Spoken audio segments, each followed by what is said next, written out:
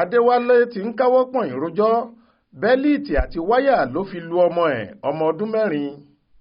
Ilé-ẹjọ́ májísírèètì kan tó wà nílùú Ìkòròdú nípínlẹ̀ Èkó ti pàṣẹ pé kí bàbá kan ọ̀gbẹ́ni Adewale sanwó ìtanràn náírà 300,000 nítorí irú ìbáwí líle tó fún ọmọ bíbí inú ẹ̀.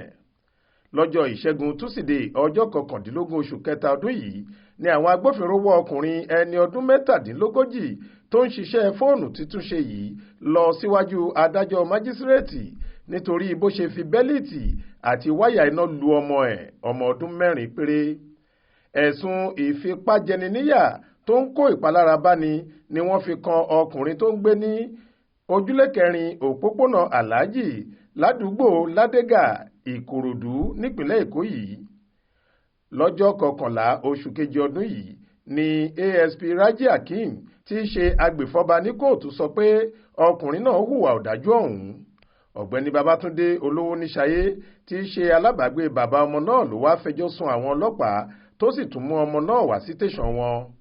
Hakeem ní ọ̀gbẹ́ni Babátúndé rí ọmọ náà níbi tó ti ń sunkún pẹ̀lú àpá bálabàla ní gbogbo ara ẹ̀ ló fi béèrè ohun tó ṣẹlẹ̀ àfi bí ọmọ ṣe sọ fún un pé bàbá òun ló fi Beliiti àti Waya iná lu òun.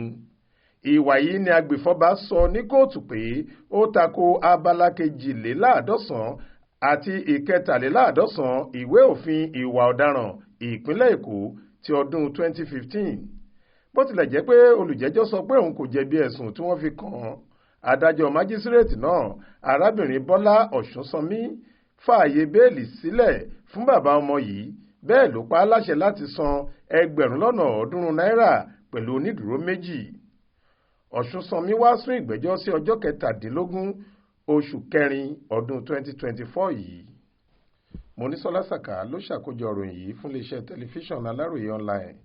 Faith Adébọ́lá ló kà á sétí ìgbọ́ yín.